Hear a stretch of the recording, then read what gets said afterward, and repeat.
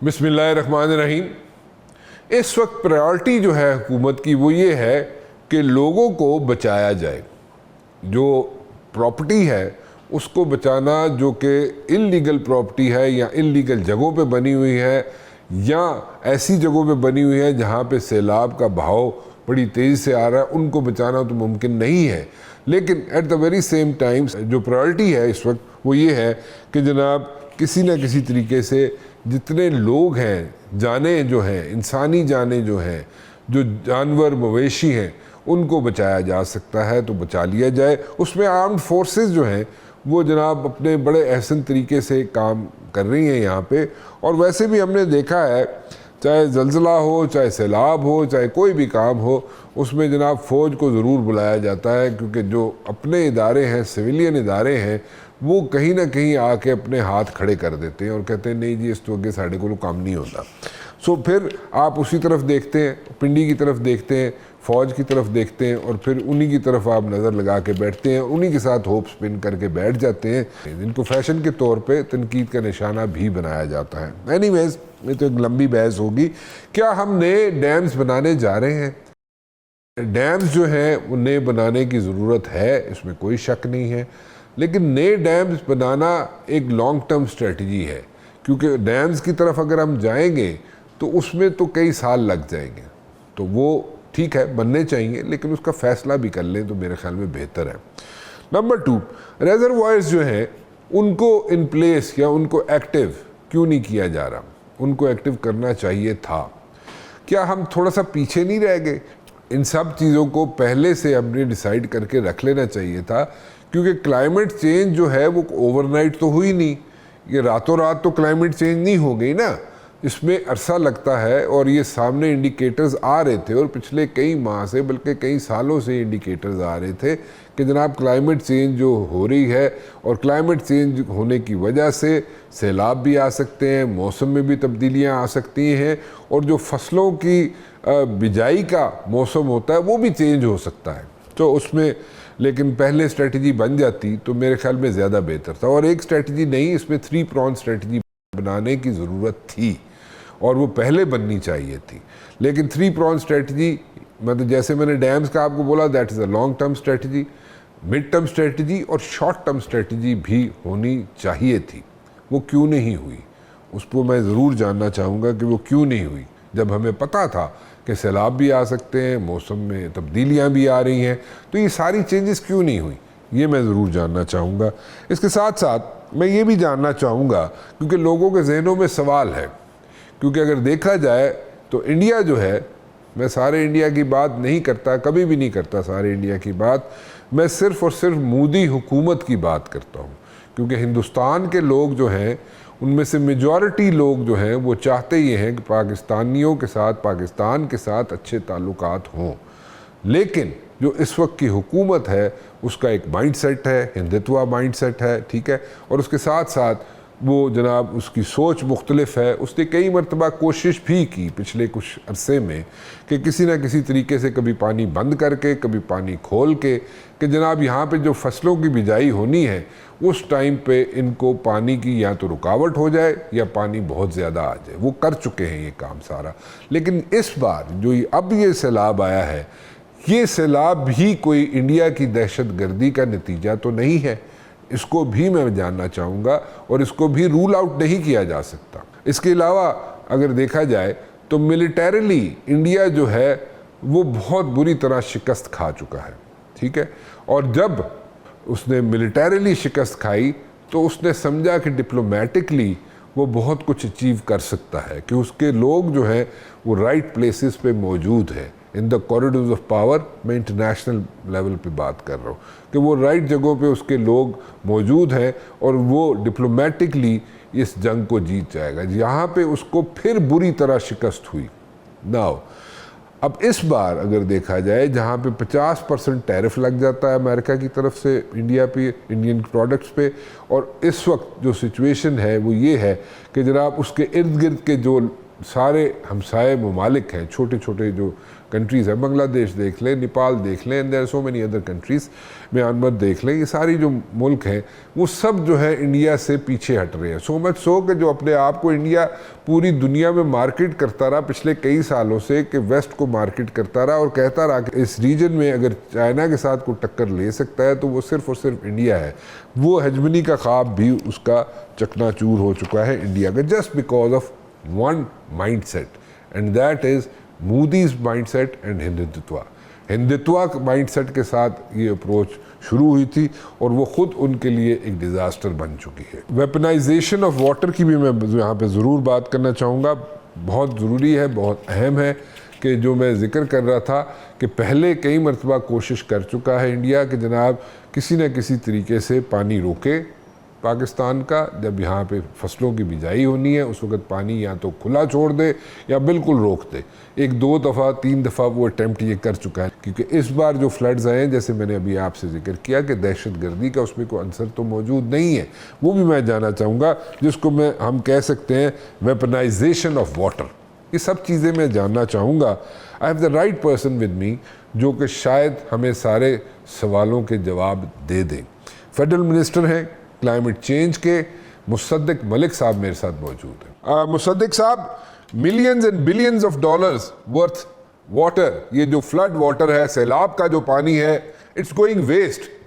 इसको हम अपने लिए यूटिलाइज भी कर सकते थे और कई जगहों पे तो नेचुरल रिजर्वायर्स भी मौजूद है।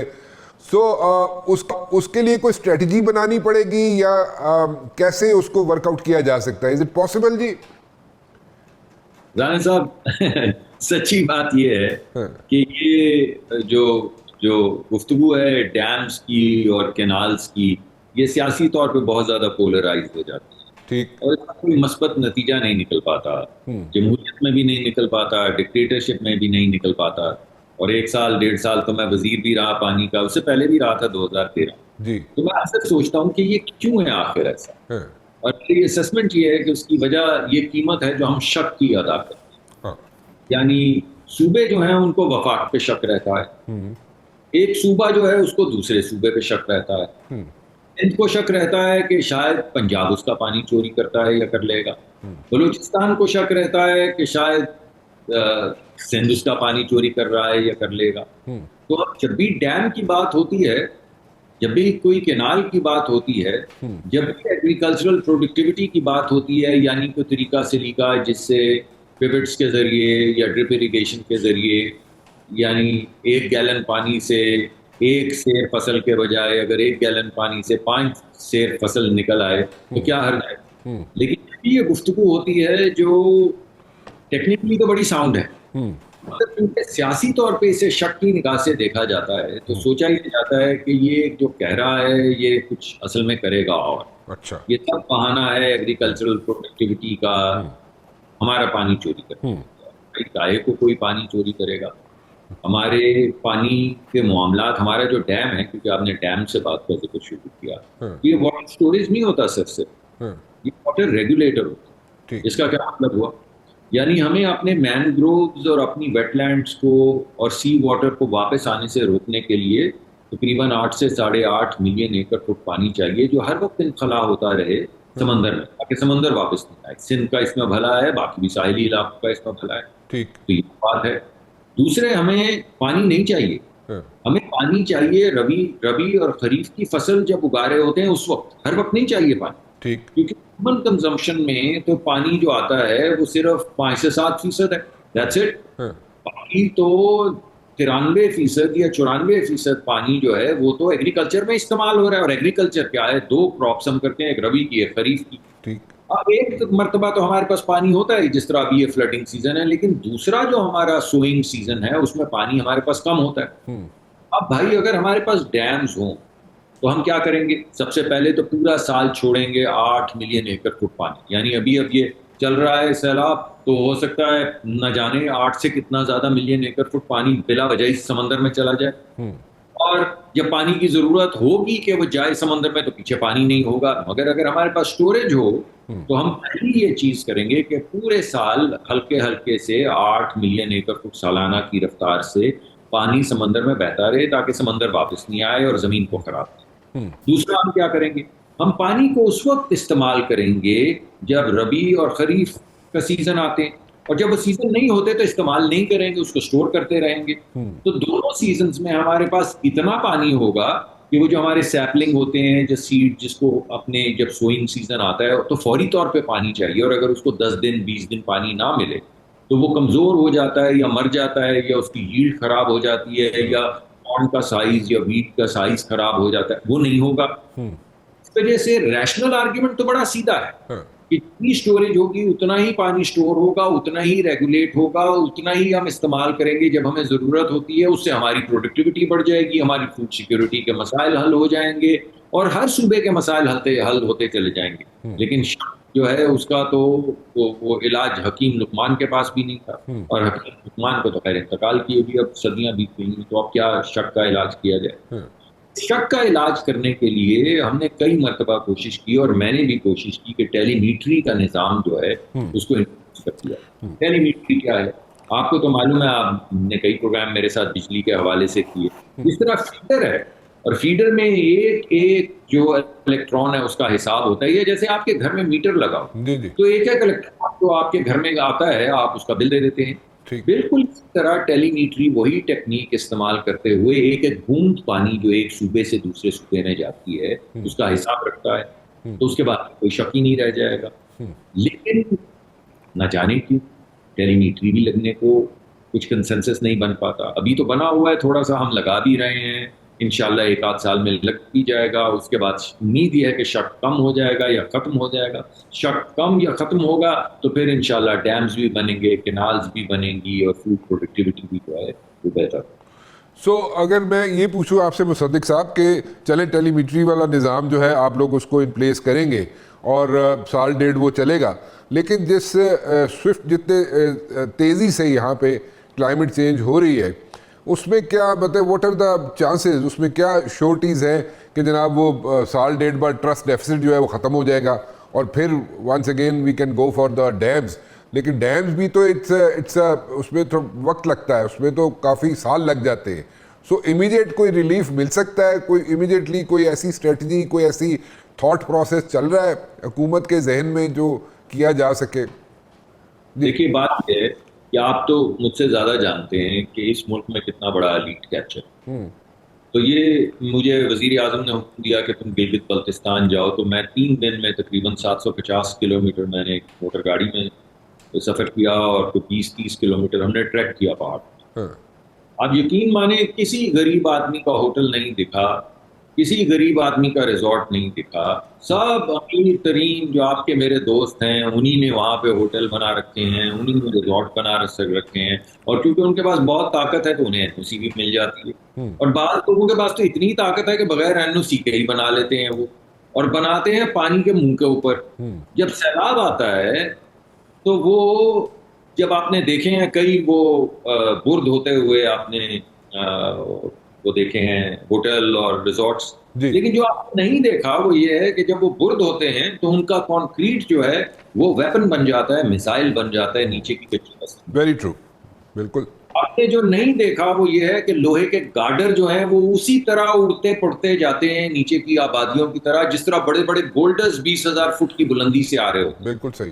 वो बोल्डर जाके गरीब आदमी को लगते हैं, उसी तरह ये कंक्रीट लगती है, उसी तरह ये बड़े बड़े छतीर जो लगाए होते हैं छतों में वो लगते हैं, उसी तरह ये गार्डर लगते हैं, उसी तरह ये जंगलों की कटाई करने की जो माफिया है उन्होंने काट काट के टिम्बर जो रखी होती है दरिया किनारे, जब वो बड़े बड़े पूरे तने पूरे का पूरा दरख्त एक वेपन की तरह नीचे की तरफ जाता है तो उसके रास्ते में जो चीज आती है उसे डिस्ट्रॉय करता चला। तो एक तो भाई इस एलीट कैप्चर का कोई बंदोबस्त, और वज़ीर आज़म भी ऐलान कर चुके हैं और सिपा सलार भी, फील्ड मार्शल ऐलान कर चुके हैं कि रियासत से ज्यादा कोई मजबूत नहीं। बिल्कुल और ये बात बताऊं राना साहब, आप भी जानते हैं तो पाकिस्तान के जो गरीब लोग हैं, कमजोर लोग हैं, उनके पास बेचारे के पास क्या ताकत है अमीर आदमी और ताकतवर और कनेक्टेड आदमी के साथ। तो वाहिद जो चीज खड़ी होती है गरीब आदमी के सामने, ताकतवर के सामने खड़ी होती है गरीब आदमी के बिहाफ पे, वो रियासत।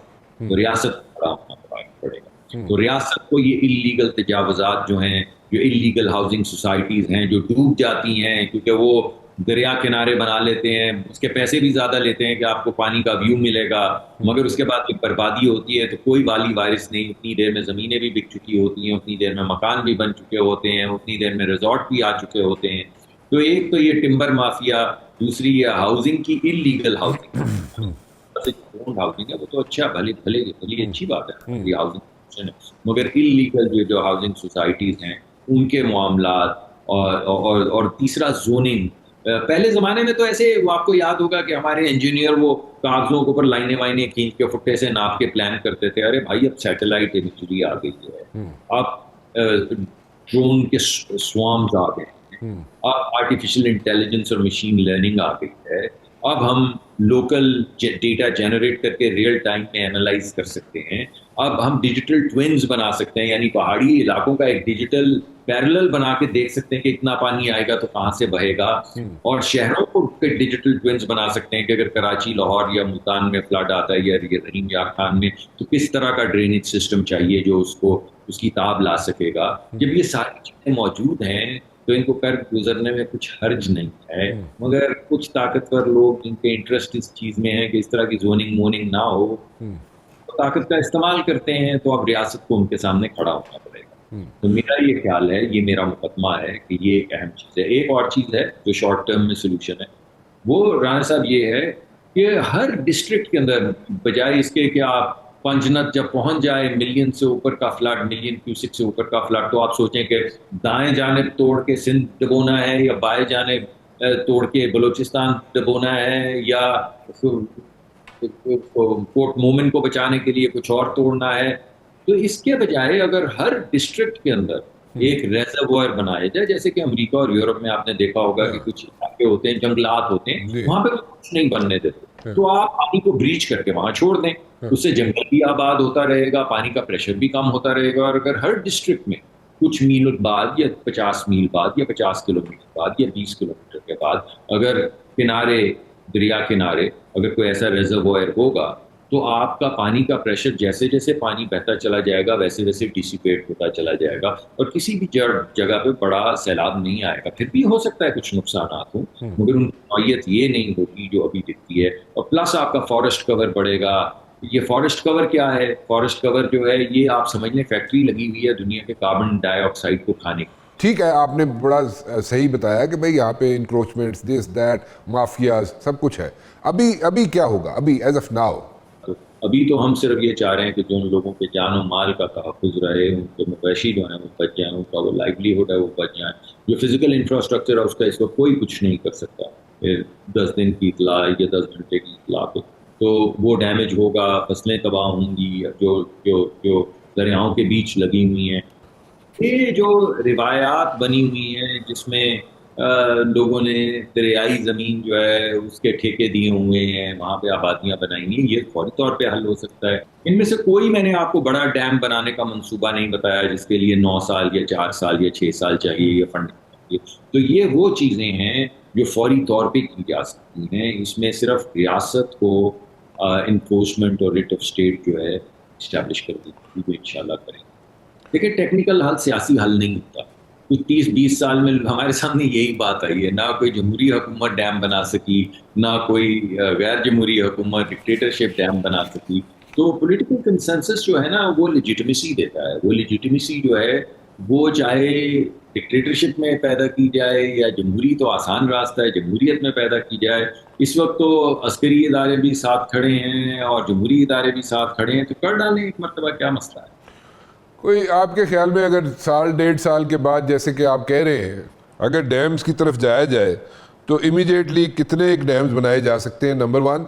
एंड नंबर 2, इसमें इस वक्त हम जो हीट फेस कर रहे हैं सैलाब की सूरत में, और जो इस वक्त हमारे लिए एक परेशानी थोड़ी सी बनी हुई है, उसमें कोई दहशत गर्दी का अंसर भी शामिल है हमारे हमसाए मुल्क की तरफ से या नहीं? देखिए, पाकिस्तान में जब ये मंगला और तरबेला दोनों मुकम्मल होंगे और उनकी रेजिंग भी होगी, तो तकरीबन 17 मिलियन एकड़ फुट की पानी की स्टोरेज की गुंजाइश थी। ठीक। ये सारा पानी हिमालयन रेंज से आता है, तो इसमें सिल्ट बहुत ज़्यादा है। कैपेसिटी 17 कुछ मिलियन एकड़ फुट से घट के 13 कुछ मिलियन एकड़ फुट। पहली बात तो ये है कि आप 5-6 मिलियन एकड़ फुट पानी की स्टोरेज खो चुके हैं सिल्टिंग की वजह से, जो हर साल आप खोते रहेंगे, क्योंकि जो पीछे से सिल्ट आ रही है आप उसे रोक तो नहीं सकेंगे। ठीक। तो वो आएगी तो वो आपके डैम्स में चली जाएगी, डैम्स में चली जाएगी तो डैम्स की होल्डिंग कैपेसिटी कम हो जाएगी, होल्डिंग कैपेसिटी कम होगी तो आप कम पानी रेगुलेट कर सकेंगे, कम पानी रेगुलेट करेंगे तो आपके सी की इंग्रेस भी बढ़ेगी और फसलें भी बर्बाद होंगी। तो पहली तो ये बात हो गई। अब दूसरी हमारी जो ज़रूरत है, इस वक्त हमारे पास तकरीबन लगभग 30 दिन का 35 दिन का पानी स्टोरेज होता है। हमें कम से कम 60 दिन के पानी के स्टोरेज की जरूरत है, कम से कम। ठीक। उसके हमें 22 मिलियन से 23 मिलियन एकड़ फुट पानी की स्टोरेज चाहिए। तो अब हमारे पास 13 है। इसका मतलब है कि हमें 8-9 मिलियन एकड़ फुट की इजाफी स्टोरेज जो है बनानी है डैम्स की शक्ल में, ताकि हम वाटर सिक्योरिटी और वाटर रेगुलेशन कर सकें। तो दूसरा ये है मुकदमा जो मैं कह रहा हूँ। और तीसरा, जिन चीज़ों को मैं डैम नहीं कहता, वो छोटे छोटे ये रेजर्वॉयर्स हैं जो दरिया के किनारे चलने में हम वहाँ बना सकते हैं, जिसमें बहुत ज़्यादा एफर्ट और बहुत ज़्यादा पैसे नहीं चाहिए। उससे आपको बड़े बड़े बंद भी ब्रीच नहीं करने पड़ेंगे, आबादियाँ भी तबाह नहीं होगी और पानी का जोर भी टूट जाएगा। और वो पानी अगर उस जगह पे किसी छोटे से कुएँ टाइप चीज़ में या झील टाइप जगह में जमा हो जाता है तो आप उसको साल भर इस्तेमाल कर सकते हैं खेती बाड़ी को। तो हर लिहाज से फ़ायदा है। तो कुछ तो बड़े कैपिटल इन्वेस्टमेंट के प्रोजेक्ट हैं और कुछ ये छोटे छोटे आइडियाज़ हैं, ज़मीन का आइडिया, इन्वेस्टमेंट का आइडिया, ये रेजर्वॉयर्स का आइडिया जो पानी का जोर तोड़ेंगे। और अगर हर डिस्ट्रिक्ट में एक आध बन जाए तो क्या हर्ज, हर डिस्ट्रिक्ट के लोग जो वहाँ पे चले जाया करेंगे, पिकनिक मनाया करेंगे वगैरह वगैरह, अगर इस तरह का कोई रेजर्वॉयर होगा। तो ये है मेरा ख्याल कि सीधा सीधा सोल्यूशन। अभी वो डिजिटल जो मैंने ट्विनिंग की बात की है, शहरों की मॉडलिंग की बात की है, वाटरशेड की बात की है, सैटेलाइट इमेजरी की बात की है, मशीन लर्निंग की बात की है, एआई की बात, वो तमाम बातें जो हैं इसके अलावा।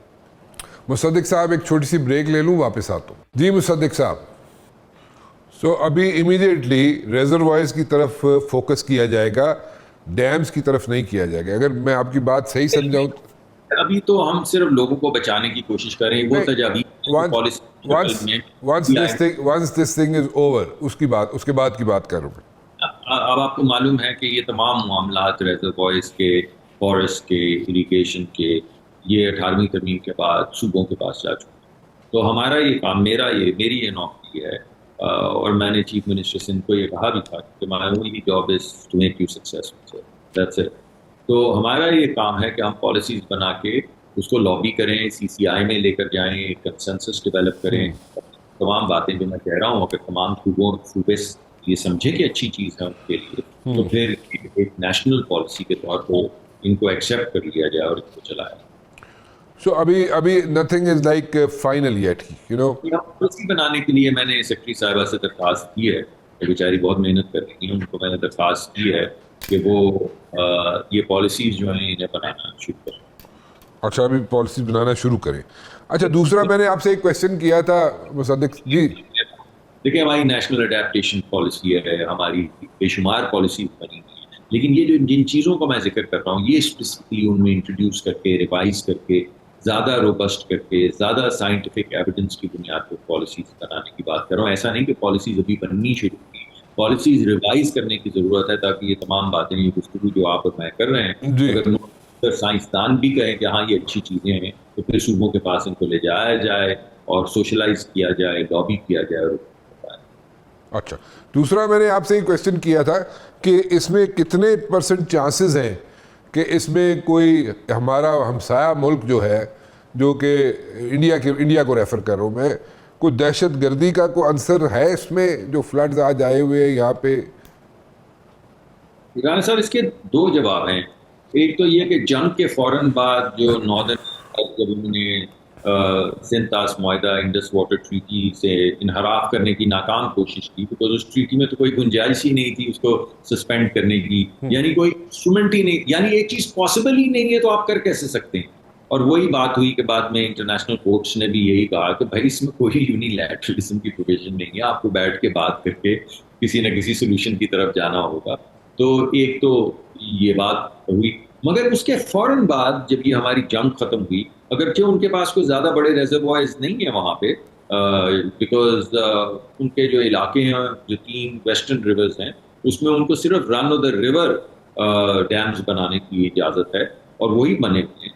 लेकिन रन ऑफ द रिवर के अंदर भी उन्होंने, जब हमारी वो वक्त आया फसलें बोने का, तो उन्होंने पानी को पहले एकदम ड्रेन कर दिया, और जब फसल बोने का आया वक्त तो थोड़ी देर के लिए पानी को रोका ताकि फसलों को नुकसान पहुंचे, फिर एकदम ड्रेन कर दिया। एक दो मरतबा उन्होंने किया, लेकिन रन ऑफ द रिवर के अंदर वो कैपेसिटी नहीं होती कि वो बहुत बड़ा है वो डैमेज कर सके। लेकिन जो उन्होंने किया, इसे आप वेपनाइजेशन ऑफ वाटर कहेंगे, यानी आपका इंटेंट पानी नहीं, आपका इंटेंट ये है कि पाकिस्तान की सकाफत, पाकिस्तान की जो जो एग्रीकल्चर है जिससे मुंसलिक है 40 से 50% लोग, और तकरीबन 25 से 30% पाकिस्तान की GDP है, सिविलाइजेशन है। तो इंटेंट आपने शो कर दिया कि आप पाकिस्तान पे हमला आवर पानी के जरिए होना चाहते हैं। अब मौजूदा सूरत हाल में मेरे पास डेटा नहीं है, मैं तस्वीर देखता हूँ तो ईस्टर्न पंजाब के अंदर भी सैलाब है, और मकबूजा जो गैर कानूनी कब्जा किया हुआ है जम्मू कश्मीर पे भारत ने, वहाँ पे भी कुछ सैलाब हैं, तो वहाँ पे भी सैलाब आ रहे हैं, हमारे यहाँ भी सैलाब हैं। पानी के रास्ते में कोई आ भी नहीं सकता, उसे रोकना भी बहुत मुश्किल है। लेकिन अगर वो स्ट्रेटिजिकली अपने बंद खोल के, उस वक्त जब पाकिस्तान के दरिया भरे हुए हैं, अगर वो पानी छोड़ रहे हैं तो वो इनह्यूमेन है, वो मैं समझूंगा कि वेपनाइजेशन ऑफ वाटर है। लेकिन मेरे पास वो डेटा नहीं है, मैंने वो डेटा नहीं देखा, इस वजह से उसे देखे बगैर ये बात करना ज़रा मुश्किल होगी। इंटेंट मैं आपको बता रहा हूँ कि वो ये एक्सरसाइज कर चुके हैं, वो यानी उस वक्त जब वो पानी बहुत ज़्यादा रोक भी नहीं सकते थे, जितना रोक सकते थे उन्होंने रोकने की, जो छोड़ने की कोशिश की। तो उससे जो पुराने ज़माने में एक अदालती कार्रवाई में उन्होंने कहा कि we have no such intent, हमारा तो बड़ा न्यूट्रल इंटेंट है, तो वो न्यूट्रल तो नामुराद इंटेंट सामने आ गया। इससे इंटेंट तो उनका अच्छा नहीं है, their intent is not informed by climate, उनका इंटेंट जो है वो ह्यूमैनिटेरियन भी नहीं है। अगरचे आपको शायद ही कोई पाकिस्तानी मिले जो सोचे कि गरीब आदमी जो भारत में रहता है वो बर्बाद है। हाँ, हिंदुत्व कोई बंदा हम पे मुसल्लत करने की कोशिश करे, कोई अपनी डोमिनेशन, तो फिर तो हमारी उससे जंग है। अगर कोई शख्स पानी को वेपनाइज करने की कोशिश करे तो उससे हमारी जंग है।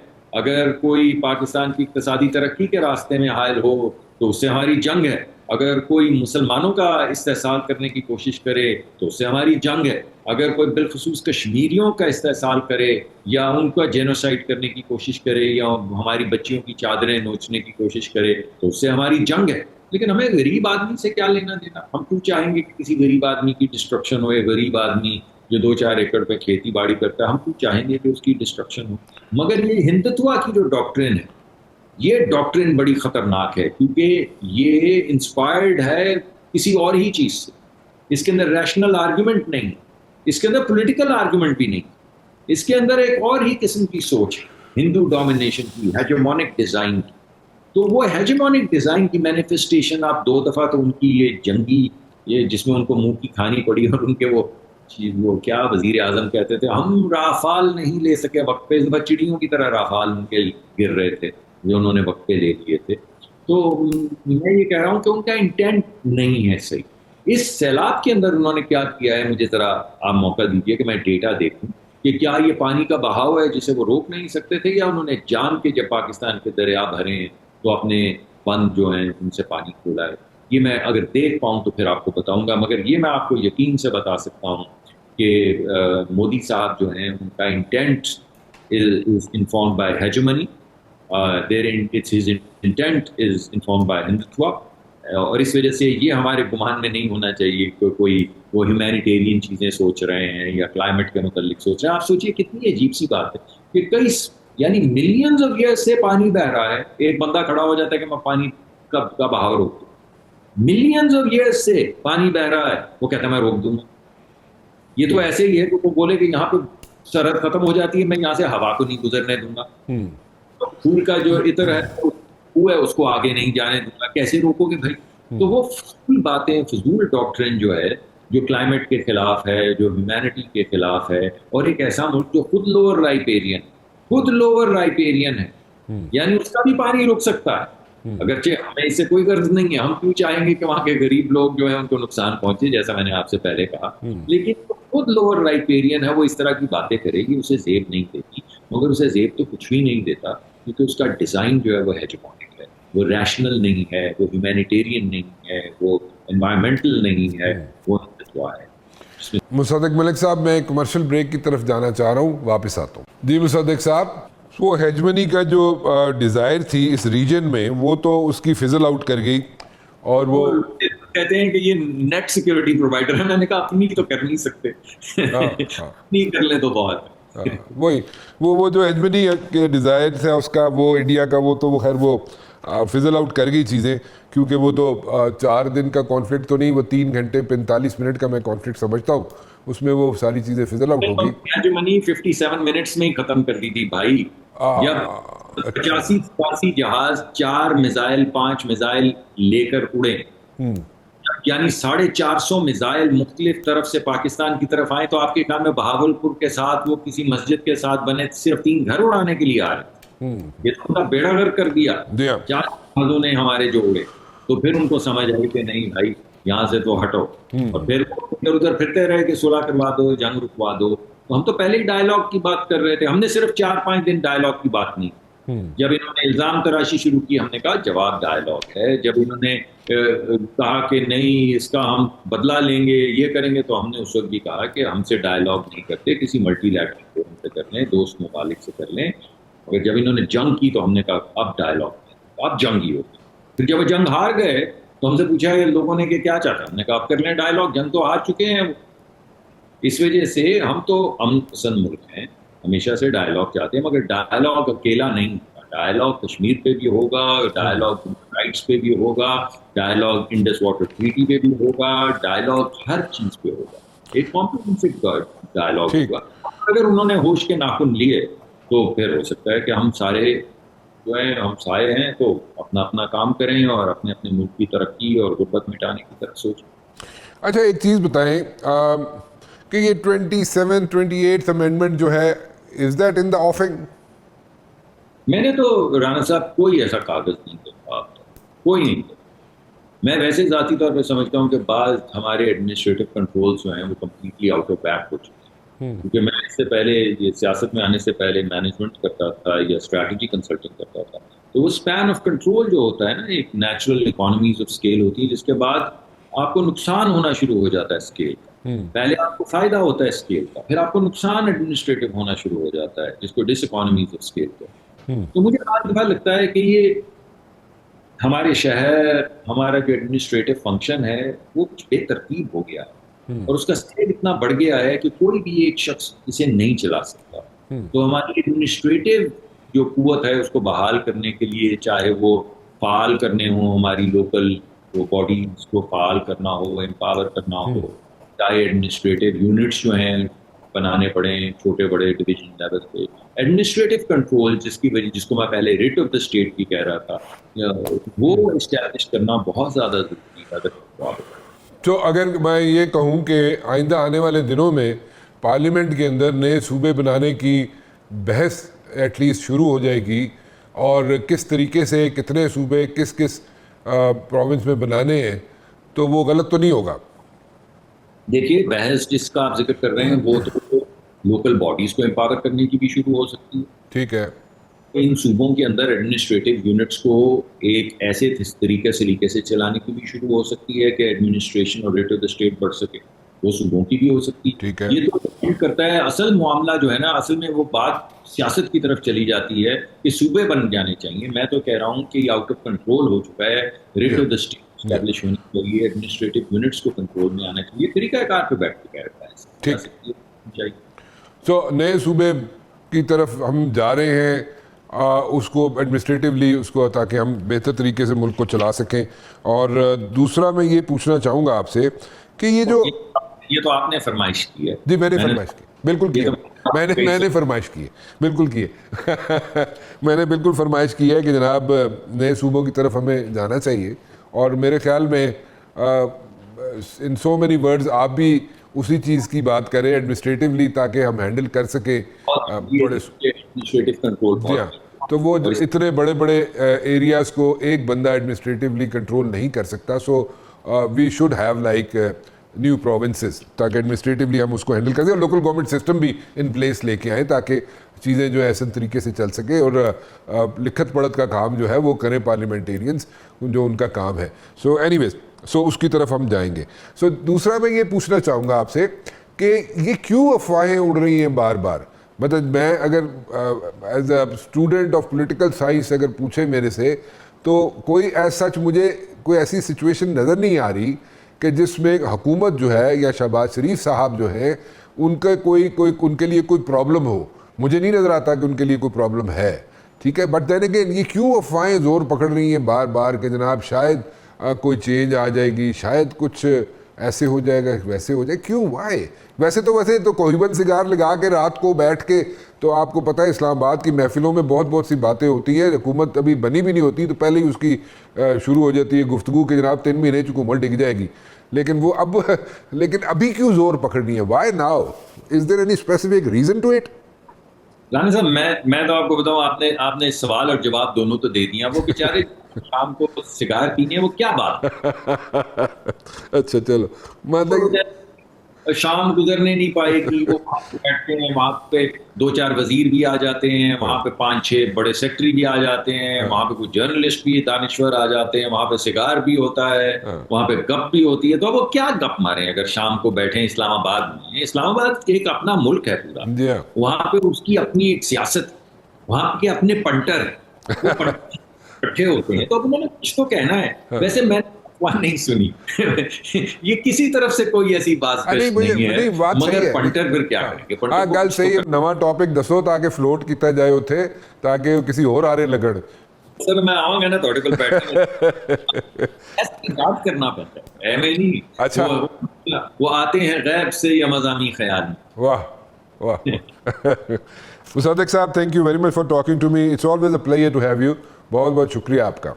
जाते जाते सिर्फ एक चीज़ ज़रूर कहना चाहूँगा कि इस चीज़ का जवाब हमें ज़रूर चाहिए कि पानी को इंडिया क्या वेपन के तौर पे इस्तेमाल तो नहीं कर रहा। पहले जैसे मैंने कहा, इंट्रो में भी कहा था कि वेपन के तौर पे इंडिया ने इस्तेमाल करने की कोशिश की 2-4 मरतबा पहले की कोशिश, अभी रिसेंटली की उसने कोशिश। लेकिन इन दिस पर्टिकुलर केस जो अभी हमें फ्लड्स यहाँ पे जो आए हुए हैं यहाँ पे, और जिस तरीके से हम जहाँ फ्लड्स को यहाँ पे हैंडल करने की कोशिश कर रहे हैं, वो उसमें इंडिया ने कोई दहशतगर्दी तो नहीं की जिसको हम वेपनाइजेशन ऑफ वाटर कह सकते हैं। क्या इंडिया ने ये दहशतगर्दी तो नहीं की? इस सवाल का जवाब हम ज़रूर जानना चाहेंगे। कोई मिनिस्टर साहब कह रहे हैं जी कि उनके पास कोई फैक्ट्स एंड फिगर्स इस वक्त मौजूद नहीं है, लेकिन जब भी मौजूद होंगे वो ज़रूर शेयर करेंगे। फ़िलहाल राना मुबशिर को इजाज़त दीजिए। कल 7 बजे फिर हाजिर होऊंगा। टिल देन, अल्लाह हाफ़िज़।